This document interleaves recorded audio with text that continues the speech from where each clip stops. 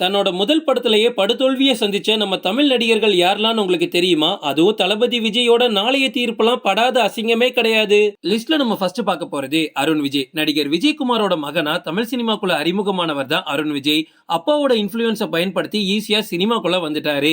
1995ஆம் ஆண்டு சுந்தர் சி இயக்கத்துல வெளியான முறை மாப்பிள்ளை படத்துல செம ஹேண்ட்ஸம் லுக்ல ஹீரோவா இவர் அறிமுகமானாரு. இதுல ராஜாவா அருண் விஜயும் ரமேஷா கவுண்டமணியும் நடிச்சிருப்பாங்க. இவங்க ரெண்டு பேரும் சேர்ந்து இந்த படத்துல அட்ராசிட்டியே கிடையாது.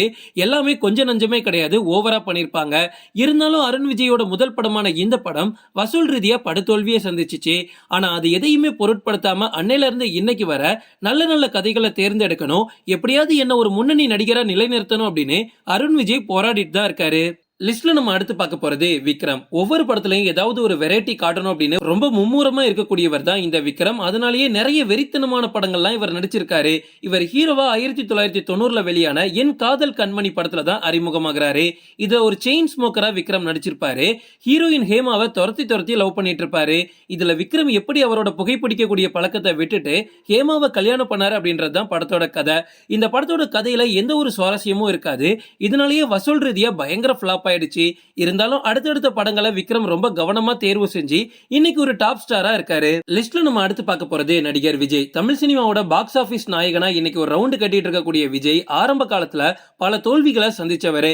இவர் சினிமால என்ட்ரி கொடுக்கும் போது பெருசா யாருமே இவரை கண்டுக்கல. விஜயோட அப்பாவான எஸ்ஏசி படங்கள்ல மட்டும்தான் இவர் தொடர்ந்து நடிச்சுக்கிட்டே இருந்தாரு. அதுவும் இவர் ஹீரோவா அறிமுகமான நாளைய தீர்ப்பு படம் போஸ்டர் ஓட்டின காசை கூட திரும்பி எடுக்க முடியாத அளவுக்கு அற்று பிளாப் ஆனது.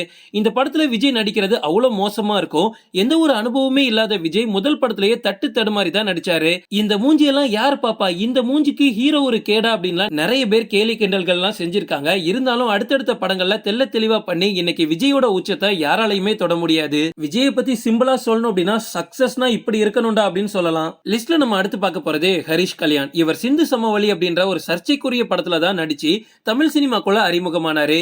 அதுக்கப்புறமா அரிது அரிது அப்படின்ற படத்துல ஒரு ஹீரோ ரோல் பண்ணிருப்பாரு. இந்த படமும் வசூல் ரீதியா எதிர்பார்த்த அளவுக்கு வரவேற்பு கிடைக்கல. அதுக்கப்புறமா அடுத்தடுத்த படங்கள்ல அவரோட நடிப்பின் மூலமா ஓரளவுக்கு இன்னைக்கு ரசிகர் பட்டாளத்தை உருவாக்கி வச்சிருக்காரு. இன்னும் சொல்ல போனா பொண்ணுங்க ஃபேன் பேஸ் இவருக்கு கொஞ்சம் அதிகம். இன்னைக்கு வர தமிழ் சினிமால இரண்டாம் நிலை ஹீரோக்கள் லிஸ்ட்ல மட்டும்தான் இருக்காரு. டாப் நடிகர்களோட லிஸ்ட்ல இடம் பெறதுக்காக இவர் பயங்கரமா போராடிட்டு இருக்காராம்.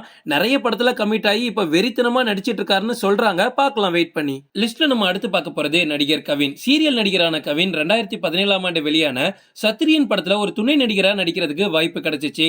அந்த படமே ஃபிளாப் ஆயிடுச்சு. அப்ப இவரெல்லாம் யாரு கண்டுப்பாங்க சொல்லுங்க.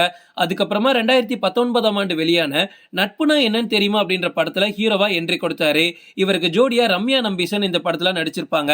இந்த படத்தோட பிசினஸும் பெருசா எந்த ஒரு ரீச்சும் கிடைக்காம பெருசா சம்பாதிக்கல இந்த படம். அதனால கொஞ்ச நாள் கவினை யாருமே கண்டுக்கல. இருந்தாலும் மனம் தளராத கவின் அடுத்தடுத்த ஒரு சில படங்கள்ல நடிச்சுக்கிட்டே தான் இருந்தாரு. ரீசெண்டா அவரோட நடிப்புல வந்த டாடா படம் சும்மா வேற லெவல் ஹிட் ஆனது. அதுக்கு முன்னாடி நடிச்ச லிப்ட் படமும் உண்மையாவே சூப்பரா இருந்துச்சு. பட் இது எல்லாத்தையுமே ஓவர்டேக் பண்ணிட்டு கவினுக்கு ஒரு மிகப்பெரிய அடையாளமா ஸ்டார் படம் மாற போகுதுன்னு எல்லாரும் நினைச்சிட்டு இருந்தாங்க.